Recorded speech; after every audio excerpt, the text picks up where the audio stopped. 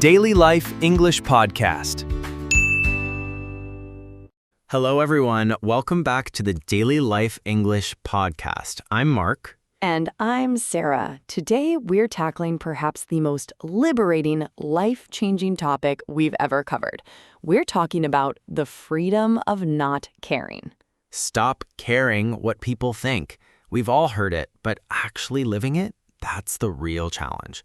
For our B1, B2 learners, this session is a masterclass in using English to set boundaries, express your authentic self, and handle intense social pressure with grace. Let's start with a hard truth. People are always going to have an opinion. If you do something, they'll talk. If you do nothing, they'll talk. The only difference is, if you do nothing, you're the one stuck with the regret. Exactly. And that leads us to a key concept, the spotlight effect. It's a psychological term for the tendency we have to think everyone is watching us. We feel like we are on a stage with a bright spotlight on us. In reality, everyone is busy watching themselves. They aren't judging your clothes or your accent. They're too busy worrying about their own. That's a huge relief, isn't it? Now let's talk about boundary language. If you're learning English, you might feel like you have to explain yourself. You don't.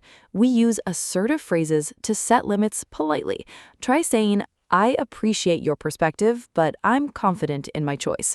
Or, "That's an interesting thought. I'll keep that in mind as I move forward."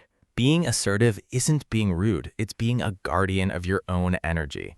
Many people mistake politeness for submission. You can be perfectly polite while standing your ground. Mark, I want to address our listeners who are learning English.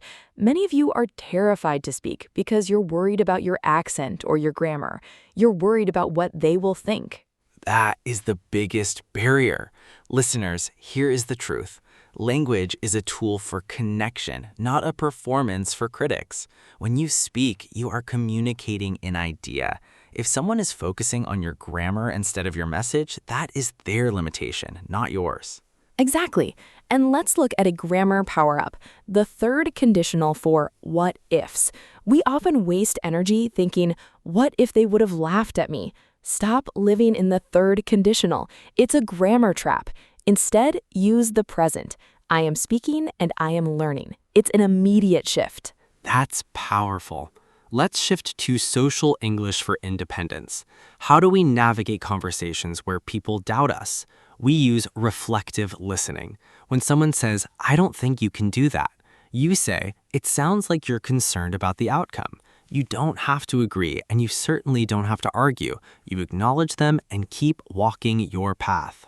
That's the secret. You don't have to defend your life to people who don't have to live it. I want to introduce a mindset detox segment. I want everyone listening to think of one person or group whose opinion you've been letting dictate your life. Now imagine a heavy, soundproof door closing between you and their opinion. Out of sight, out of mind. That's a classic English idiom. It means if you remove the influence, you remove the anxiety. Let's go deeper into authenticity. Authenticity is a high-level English word, but it's a simple concept. Being exactly who you are, even when it's uncomfortable. When you stop caring what people think, you start living for yourself. This is the difference between mere existence and a vibrant experience. You are the author of your own story. Why would you give the pen to someone else, someone who isn't even reading the book? I want to give our listeners a motivation boost. You are worthy of your own approval. You don't need a round of applause to know your path is the right one. The people who matter will respect your journey, and the people who don't, their opinion is just noise. Think about this. The version of you that worries about everyone else is a version that stays small. The version of you that embraces the freedom of not caring is the version that grows. Which one do you want to be? Challenge time. For the next 24 hours, do one thing purely for you without telling anyone or seeking approval. Wear the outfit you like, share the opinion you actually hold, or practice your English without apologizing for your mistakes. You are strong enough to stand alone. Thanks for being here, and let's keep being authentic. See you next time.